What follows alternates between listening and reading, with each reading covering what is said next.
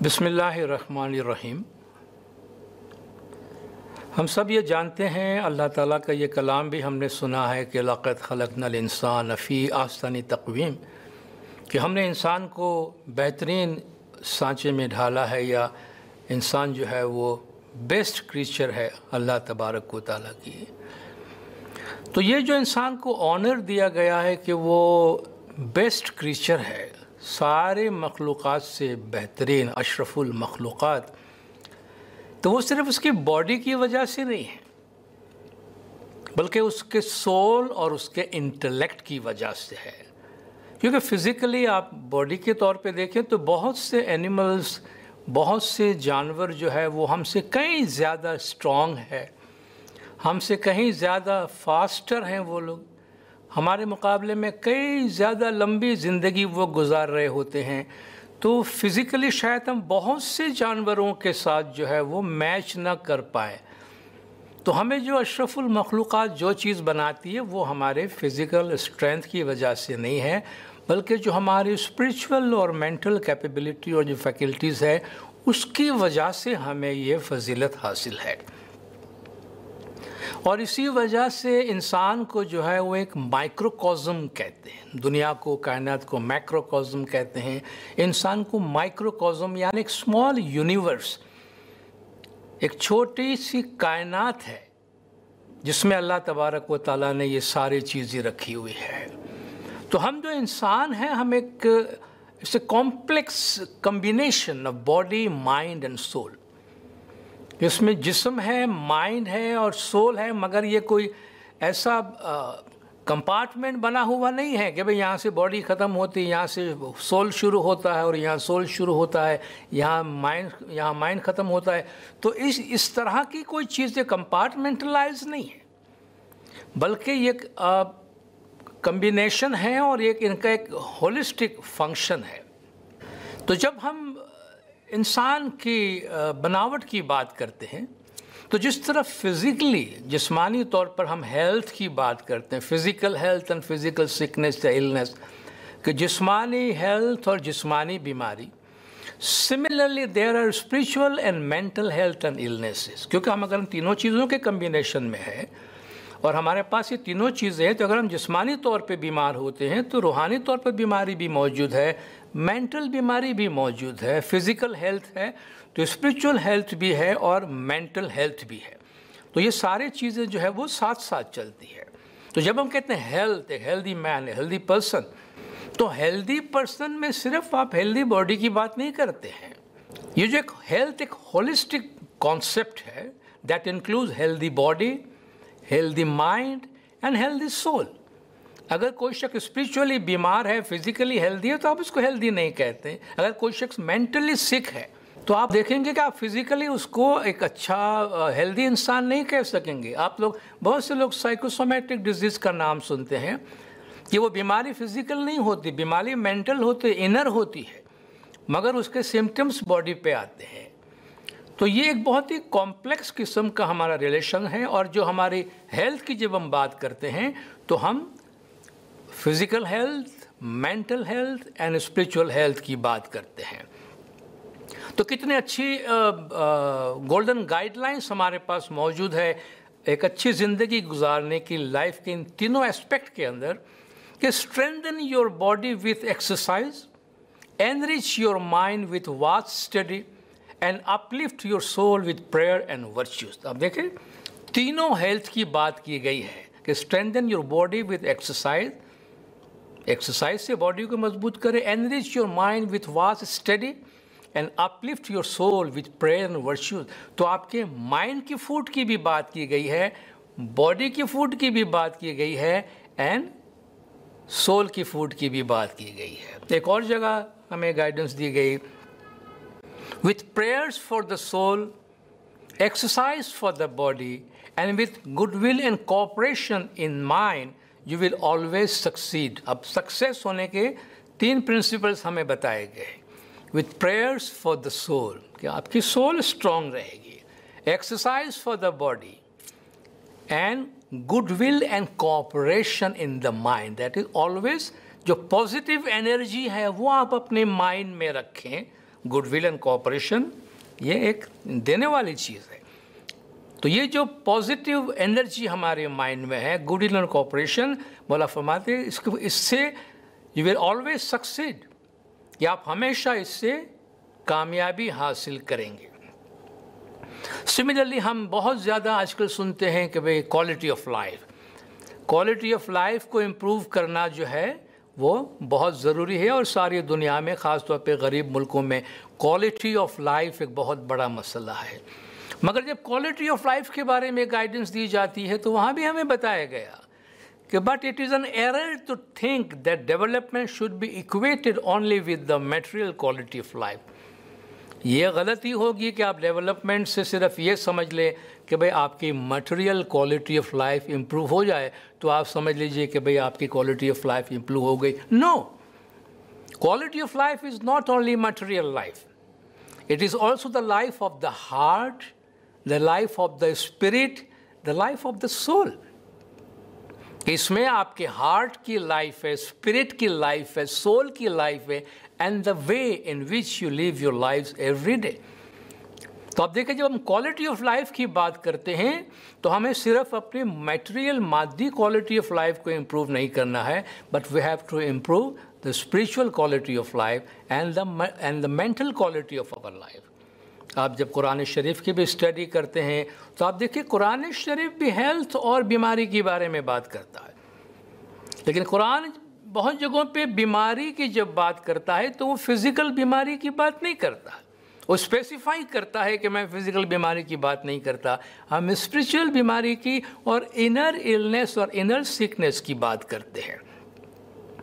जैसे कुरान में अल्लाह ने फरमाया फ़ी क़ुलूबिहिम मरदुन फ़ज़ादहुमुल्लाहु मरदा, उनके दिलों में बीमारी है और अल्लाह ने उनकी बीमारी बढ़ा दी और भी। तो ये कोई कार्डियक डिजीज की बात नहीं की गई है यहाँ पे,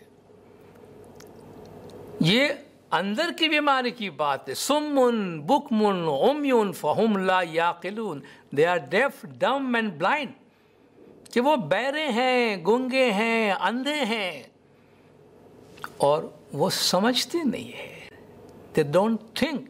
तो आप देखें अल्लाह फरमाते हैं कि ये जो बीमारियां हैं अंदर की बीमारी है। एक जगह फरमाया कि वमन कान फी हाज़ी आमा फ़हुव फ़िल आखिरति आमा, जो दुनिया में अंधा है वो आखिरत में भी अंधा होगा। इनको हम फिज़िकली नहीं ले सकते। अगर एक आदमी किसी भी वजह से दुनिया में उसकी आंखें चली गई है या बग़ैर आँख का पैदा हुआ तो आखिरत में भी अल्लाह उसको अंधा उठाए तो नाबीना उठाए, तो ये तो कोई इंसाफ की बात नहीं हुई। इसलिए अल्लाह ताला ने ख़ुद इसका ख़ुलासा फरमाया कि फ़इन्नहा ला तअम्मल अब्सार वलाकिन तअम्मल क़ुलूबुल लती फ़िस्सुदूर, कि भाई आँखें अंधी नहीं होती है बल्कि सीनों में जो दिल है वो अंधे होते हैं। तो अल्लाह ने खुद स्पेसिफाई किया कि मैं यहाँ जो अंधेपन की बात कर रहा हूँ इन आँखों की बात नहीं कर रहा हूँ, सीने के अंदर जो दिल है, हार्ट है, दैट हार्ट गोज़ ब्लाइंड, कि वो ब्लाइंड हो जाता है।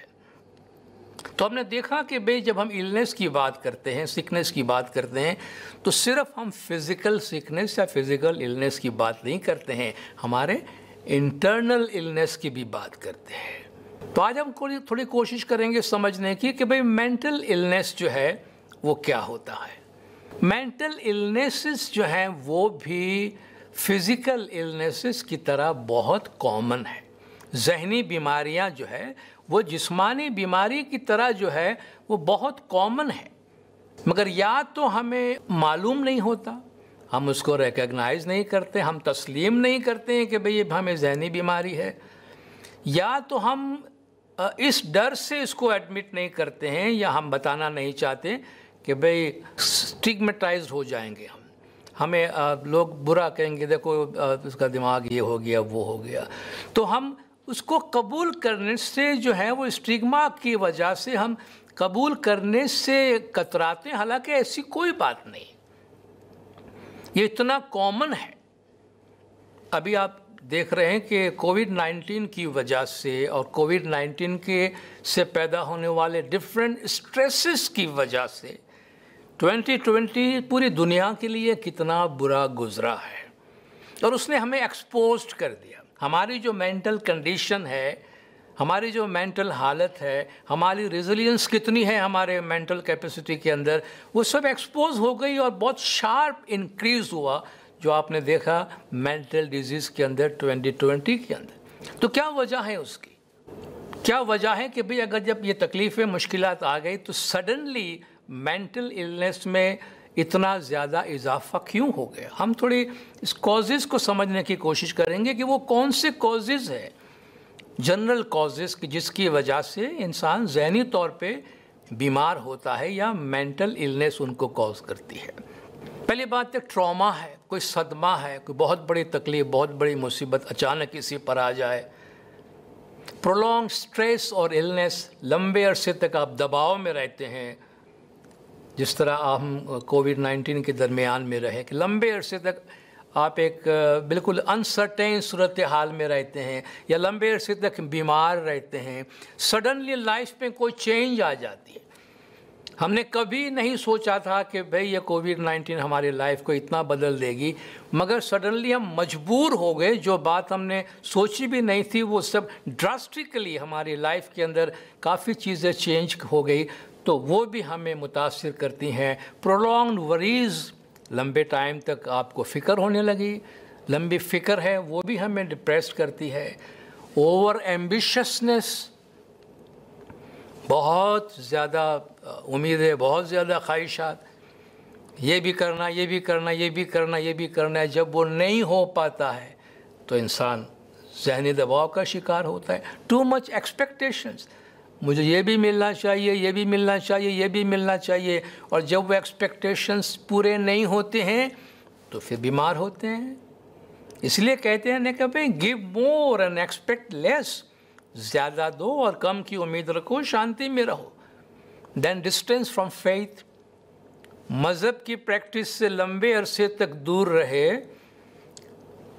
और अचानक फिर मुश्किलात आ गई और मज़हब का सपोर्ट लेने की ज़रूरत पड़ गई, तो मज़हब को तो हमने पहले से दूर कहीं रखा हुआ। ये तो ऐसा है कि जब आग लगी तो उसके बाद कुआं खोदने के लिए गए कि भाई अभी पानी की ज़रूरत पड़ेगी, तो आग लगने से पहले कुआं खोद के पानी तैयार रखना पड़ता है, ठीक है ना। तो आप आग लग गई, अब फायर फाइटर्स को पहले हमको ट्रेन करना पड़ेगा और फिर पानी की लाइन डालनी पड़ेगी, उनको गाड़ी देनी पड़ेगी। ये सारी तैयारियां पहले से होती है, बाद में नहीं होती। तो अगर हमने फेथ से डिस्टेंस कर लिया है, रूहानियत से और मज़हब से हमने दूरी अख्तियार कर ली है, तो याद रखिए हमारी लाइफ में एक वैक्यूम है, हमारे अंदर की दुनिया में एक वैक्यूम है, खाली दुनिया है अंदर की, जो हमें बहुत किस्म की इनर जो बीमारियां हैं उसमें मुब्तला करेगी। इसके साथ साथ living an excessively material life, बहुत ज़्यादा मादियत की दुनिया, पैसा पैसा पैसा, प्रॉपर्टी प्रॉपर्टी प्रॉपर्टी, मेरा नाम, मेरी गाड़ी, और बस मैं हल में मज़ीद और लाओ और लाओ और लाओ, गिव मी मोर, गिव मी मोर। ये जो एक्सेसिवली मटेरियल लाइफ, या हम मटेरियल लाइफ पे किसी को जजमेंट दें, हमारे आसपास हमें मटेरियल चीज़ नज़र आएगा, उसके पास कौन सी गाड़ी है, वो कौन सी ब्रांड का सूट पहना हुआ है, और वो कौन से एरिया में रहता है, और किस किस्म की उसकी लाइफ स्टाइल है। तो दिमाग में अगर मटेरियलिज्म में भरा हुआ है, then we are chasing shadows instead of substance. Living an excessively material life means chasing the shadows instead of substance. परिंदा ऊपर उड़ रहा है और मैं नीचे उसके शेडो के पीछे भाग रहा हूँ। What I am going to gain? कुछ भी नहीं। So material life is never going to give you happiness. तो हम inner satisfaction जो है, हमारे इंटरनल लाइफ जो है वो बहुत वीक हो जाती है जब हम बहुत ज़्यादा एक्सटर्नल लाइफ जी रहे होते हैं, पेरिफेरियल लाइफ जी रहे होते हैं। हम कोर ऑफ द लाइफ को नहीं जी रहे होते हैं, जो हमारा सेल्फ है, जो हमारी सोल है। जब ये सारी चीज़ें मिसिंग होती है तो बीमारी होती है। देन टॉक्सिक डोमेस्टिक एनवायरनमेंट, घर के अंदर जहर ही जहर है भाई। हर आदमी जब मुंह खोलता है तो बस टॉन्ट करता है, जहर उगलता है, दूसरे को बुरा उगलता है। In fighting, lot of disharmony in the family, lack of love and understanding, एक दूसरे को समझ नहीं पाते, मोहब्बत की कमी है। मोहब्बत तो है ही नहीं, मोहब्बत तो ओल्ड फैशन है, अभी हमारे फैमिली में ये वर्ड हम यूज़ नहीं करते। तो वो जो वैल्यू है, जो सोल है, जो स्पिरिट है फैमिली लाइफ की, वो निकल जाती है। ये सारी चीज़ें जो है ये कंट्रीब्यूट करती है। देन कंपैरिजन विथ अदर्स, उसके पास ये आ गया, उसके पास ये आ गया, मेरे पास ये है। कितने लोग मैन सफ़र बाय कंपेयरिंग, ये हमेशा कहते हैं इंसान कंपैरिजन से दुखी होता है। मेरे पास छोटी गाड़ी है, मैं बहुत खुश हूँ, फाइन, उस वक्त तक खुश हूँ जब तक मेरे पड़ोसी के पास बड़ी गाड़ी नहीं आ गई, या मेरे साले के पास बड़ी गाड़ी नहीं आ गई, या मेरे बहनों के पास बड़ी गाड़ी नहीं आ गई। अरे भाई, मेरे बहनों के पास इतनी बड़ी गाड़ी आ गई है, मेरे साले के पास आ गई, या पड़ोसी के पास आ गई, ओहो अभी मेरी गाड़ी तो मुझे खाने को दौड़ती, क्यों? कल तक तो ये गाड़ी बहुत प्यारी थी तुमको, अब उससे कंपैरिजन में आ गए ना।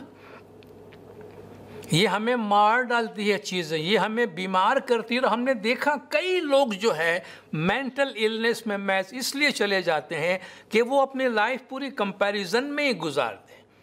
वो क्या करते, वो क्या नहीं करते, उसके पास क्या है, उसके पास क्या नहीं है। दूसरों की फिक्र और दूसरों की पंचायत जो है वो हमें परेशान कर देती है। तो स्टॉप, कंपैरिजन हमारा काम नहीं है। फिर आज के दौर में कॉन्टेम्परेरी टाइम की बात करता हूँ कि सोशल मीडिया का जो स्ट्रेस क्रिएट हुआ है पर्टिकुलरली यूथ के ऊपर, तो आप देख रहे हैं हमारे यूथ के मेंटल हेल्थ पे बहुत ज़्यादा दबाव पड़ा हुआ है because of the social media. चूँकि उन्होंने उनकी लाइफ काफ़ी हद तक सोशल मीडिया के ऊपर लाइक्स एंड डिसलाइक के ऊपर बेस कर रही होती है। तो ये बहुत सारे एरियाज हैं, a family where ethics and values are not practice. घर में अगर एथिक्स और वैल्यूज़ प्रैक्टिस नहीं की जाती है, घर का एनवायरनमेंट टॉक्सिक है, घर में ईमानदारी और अच्छे वैल्यूज़ की बात नहीं होती है, तो फिर ये सारी चीज़ें हमारी जो पर्सनालिटी है उनको बनाती है। इससे पहले भी मैंने एथिक्स के हवाले से बात की थी। ये बड़ा अच्छा जुमला है कि you are what you eat, आप वो ही हैं जो आप खाते हैं। लेकिन मैं थोड़ा इसको एक्सपांड करूँगा कि not only physically but spiritually and mentally also, कि आप फिजिकली जो खाते हैं वो उससे आपकी बॉडी बनती है, but at the same time what do you eat spiritually, what do you eat mentally. रूहानी तौर पर आप क्या खाना खा रहे हैं, स्पिरिचुअली और मेंटली आप क्या खाना खा रहे हैं। ये कोई खाने की चीज़ थोड़ी होती है। यूँ प्रेयर जो है, इबादत है, वो रूह की ग़िज़ा नहीं है। पॉजिटिव थिंकिंग जो है, जो अच्छी स्टडी है, वास्ट स्टडी है, अच्छी थिंकिंग है, मेडिटेशन है, ये हमारे माइंड की फूड नहीं है। वो हम खाते हैं, खिलाते हैं या नहीं खिलाते हैं। तो ये बहुत इम्पोर्टेंट है। देखें क्या आप खाते हैं और क्या अपने फैमिली को और अपने बच्चों को खिलाते हैं। घर का एनवायरनमेंट में आप क्या बात करते हैं, साथ मिल के प्रेयर करते हैं कि नहीं करते हैं। What we are feeding to our children and family members physically, spiritually and mentally. बाहर से कमा कर लाए हैं, अगर वो कमाई में एथिक नहीं है तो एवरीबॉडी विल सफ़र। फिर घर में प्रेयर का माहौल नहीं है। Prayer, faith is old fashion things we don't discuss in our family. Then you don't eat anything spiritually. का यह पुराने ज़माने की, दादा के ज़माने की बात है। हम मॉडर्न फैमिली भी, अब हमारे अंदर ये सोल वोल की बात नहीं होती, फेथ मज़हब की बात नहीं होती। ठीक है, आज नहीं तो कल you are going to suffer, क्योंकि हमारे अंदर से वैक्यूम क्रिएट होती है। मेंटली व्हाट वी ईट, घर में किस बात पे डिस्कशन होती है, बातचीत करते हैं तो पॉजिटिव चीज़ों पे बात करते हैं कि नेगेटिव चीज़ों के बात करते हैं। हम किसी की अच्छाई बयान करते हैं या किसी की बुराई बयान करते हैं। हम खाली मटेरियल मैटर पे बात करते हैं या सोल और स्पिरिचुअल चीज़ों पे भी बात करते हैं। दीज आर द फीडिंग्स ये हम फीड करते हैं अपने फैमिली को, and you are what you eat. हम वो हैं जो हम खाते हैं। तो what we feed so they become. जो कुछ हम उनको खिलाएंगे वैसे वो बनेंगे, हम खुद भी बनेंगे। तो ये बहुत ही इम्पॉर्टेंट पॉइंट है कि हम इस पे गौर करें कि हम खाली ये ना देखें कि हमारे डाइनिंग टेबल पे क्या है, बल्कि ये भी पूछें स्पिरिचुअली आज मैंने क्या अपनी रूह को दिया है, मेंटली आज क्या मैंने अपने माइंड को दिया है। सिमिलरली बच्चे जो मेंटल डिजीज़ के शिकार होते हैं, बच्चों पे बहुत ज़्यादा स्ट्रिक्टनेस घर के अंदर अगर होता है, पेरेंट्स कभी कभी बहुत ज़्यादा स्ट्रिक्ट अपने बच्चों पे हो जाते हैं, वहाँ बच्चे डिस्टर्ब हो जाते हैं। बच्चों के साथ आपका लव और अफेक्शन का कितना आप इजहार करते हैं। Open expressly your unconditional love to your children. आप बिल्कुल खुलकर अपने बच्चे से अपनी मोहब्बत, हग देम रिपीटेडली ये कहा जाता है। कम से कम एवरी पेरेंट्स को ये कहा गया है कि रोज़ाना कम से कम 3 दफ़ा आप अपने बच्चों को हग करें। कुछ लोग जानते हैं जब बच्चा पैदा होता है, जब न्यू बॉर्न बेबी दुनिया में आती है, तो वो लोग कोशिश करते हैं कि सबसे पहले बच्ची को उठाकर उसके माँ के हाथ में देते हैं। बच्चे को माँ के हाथ में देते हैं और उनसे कहते हैं कि अपने बच्चे को अपने सीने से लगाओ। फर्स्ट उसको लव एंड अफेक्शन का स्किन टू स्किन टच देने की कोशिश करते हैं। का ये उनकी जो स्पिरिचुअल बॉन्ड है उनके लिए बहुत ज़रूरी है, उनके जो आपस के बॉन्ड है उनके लिए बहुत ज़रूरी है। तो आपके बच्चे को, आपके फैमिली मेम्बर्स को आपके लव अफेक्शन, ख़ास तौर पे बच्चों को प्यार करें। बच्चों को मोहब्बत से आप जितना स्ट्रॉन्ग कर सकेंगे किसी और चीज़ से नहीं कर सकेंगे। Because when you communicate with love, you don't need words. When you communicate with love, you don't need words. आपको बोलने की ज़रूरत नहीं पड़ती है। आप अगर एक दूसरे के लिए केयर करते हैं, एक दूसरे से प्यार करते हैं, तो आपका एक्शन बताता है। बच्चा घर में आता है, समझ जाता है कि मेरी माँ मेरे बाप मुझसे कितनी मोहब्बत करते हैं। वो जहाँ कहीं भी होता है उसे पता है कितनी मोहब्बत करते हैं। तो ये बहुत इम्पॉर्टेंट है कि बच्चा कभी ये महसूस ना करे कि मेरे घर में मेरे माँ बाप के पास मेरे लिए टाइम नहीं है या मेरे लिए लव एंड अफेक्शन नहीं है। ये सारी चीज़ें उनकी मेंटल हेल्थ की तरफ कंट्रीब्यूट करते हैं। एक और बात मैं पेरेंट्स से कहना चाहूँगा बच्चों के हवाले से कि never compare your children with other children. अपने बच्चों को दूसरे बच्चों के साथ कंपेयर न करें, बल्कि इससे भी पहले अपने बच्चों का आपस में एक दूसरे से कंपेयर न करें। तेरा भाई तुझसे अच्छा है, तेरी बहन तुझसे अच्छी है, या बड़ा भाई अच्छा है, छोटा भाई अच्छा है। ये जो है ना घर के अंदर, ये बच्चों के अंदर इन्फीरियॉरिटी कॉम्प्लेक्स पैदा करते हैं और उनमें तरह तरह के मेंटल प्रॉब्लम्स आ सकते हैं। सो बच्चों के, अपने बच्चों के आपस में कंपैरिजन नहीं करना और कोई ऐसी चीज़ नहीं दिखाना कि आप किसी एक बच्चे को दूसरे बच्चे के मुकाबले में ज़्यादा प्यार देते हैं, क्योंकि सिबलिंग्स में फिर प्रॉब्लम बढ़ जाता है। सिमिलरली अपने बच्चों का किसी और बच्चे के साथ कभी कंपेयर नहीं करना। देखो उसने कितना अच्छा मार्क्स ले आया, वो देखो वो रेस में फर्स्ट आ गया, वो कितना अच्छा स्पोर्ट्स करता है और वो कितनी अच्छी स्विमिंग करती है। Don't compare them. सारे बच्चे ये कोई डाइस से बने हुए, फैक्ट्री से निकले हुए बच्चे नहीं हैं। ये नेचर्स के दिए हुए इंडिविजुअल सोल्स हैं। No comparison between a shark and a lion. आप क्यों कंपेयर करते हैं अपने बच्चों की? आपने कभी शार्क को लायन के साथ कंपेयर किया है? यार ये लायन को आप जंगल का बादशाह कहते हैं, ये किस काम का है? पानी में तो रह नहीं सकता। भाई पानी में नहीं रह सकता तो वो पानी के लिए बना ही नहीं है ना, वो तो जंगल के लिए बना है। और ये शार्क से तुम इतना डरते हो, वो तो जंगल में जाके शिकार नहीं कर सकता। अरे भाई शार्क जंगल में जाने के वास्ते नहीं बना है, पानी का, वो पानी का राजा है, ये जंगल का राजा है। तो आपका बच्चा किस काम के वास्ते आया है, आप उसको कंपैरिजन न करें किसी को। हर इंसान में अल्लाह ने अपनी क्वालिटीज़ दी हैं। तो ये आप समझते हैं शायद हम अच्छा कर रहे हैं अपने बच्चों को एनकरेज करने के लिए। एनकरेज नहीं कर रहे हैं हम उनको, हम उनके माइंड में लिख देते हैं कि तू उससे इन्फीरियर है, तू उससे इन्फीरियर है, तू उससे इन्फीरियर है, वो तेरे से अच्छा है तो वो सुपीरियर है, वो अच्छा है तो वो सुपीरियर है। तो हम इन्फीरियरिटी कॉम्प्लेक्स अपने बच्चों के माइंड में लिख देते हैं। इसीलिए अपने बच्चों से हमेशा कहे कि हम तुमसे इसलिए मोहब्बत करते हैं कि तुम हमारे बच्चे हो, एंड दैट्स इट। तुम जीतो या हारो, हमें तुमसे प्यार है।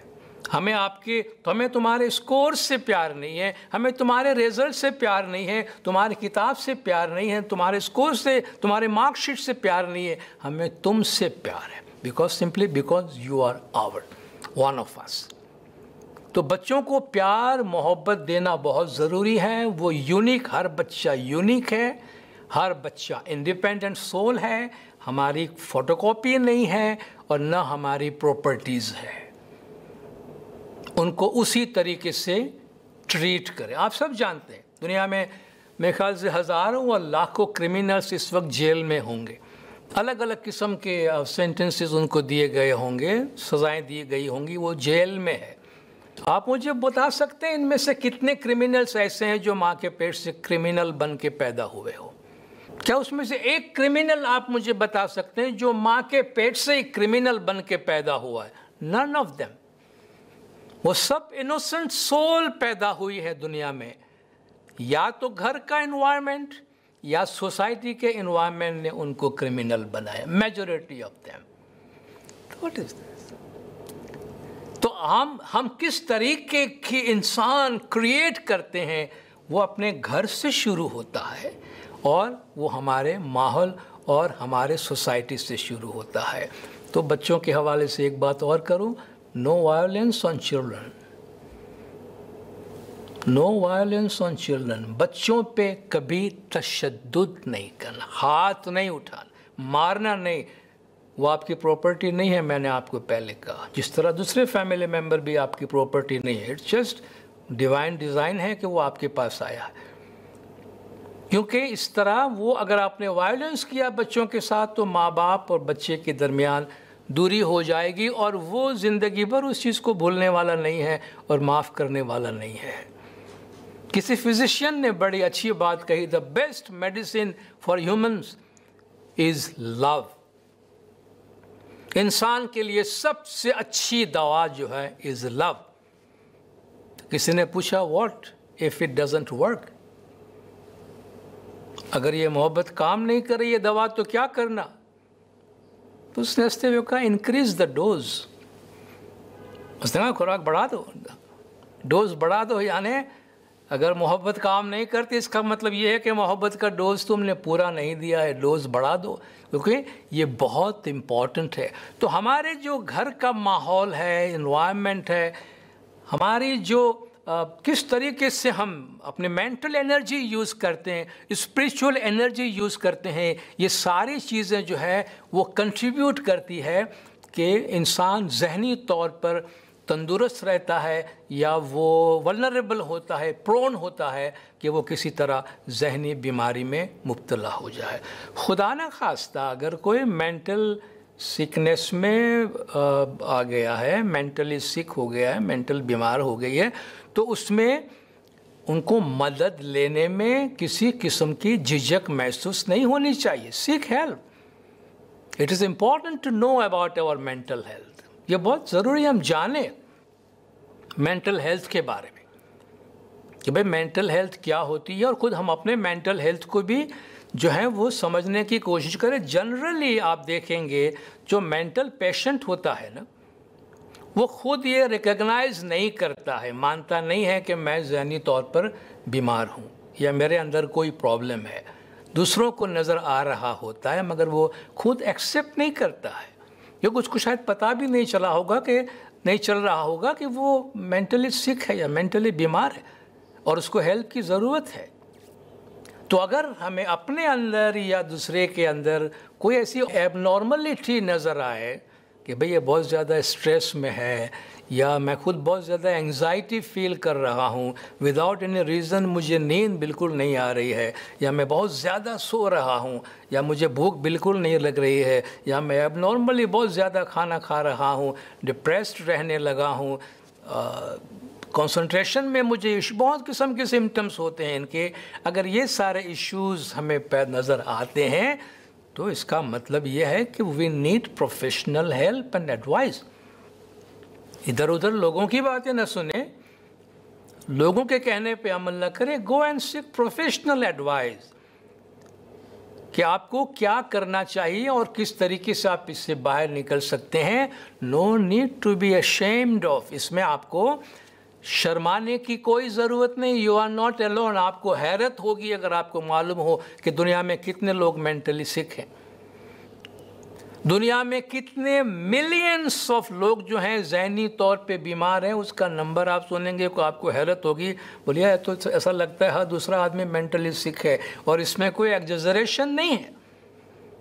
थोड़ा या ज़्यादा हर एक को किसी न किसी तरीके के मेंटल इश्यूज होते हैं, तो it's fine, you are not alone. और जब आपको ये मालूम हो कि आई एम नॉट अलोन, तो आप खुल के लोगों से डिस्कस कर सकते हैं और बात कर सकते हैं।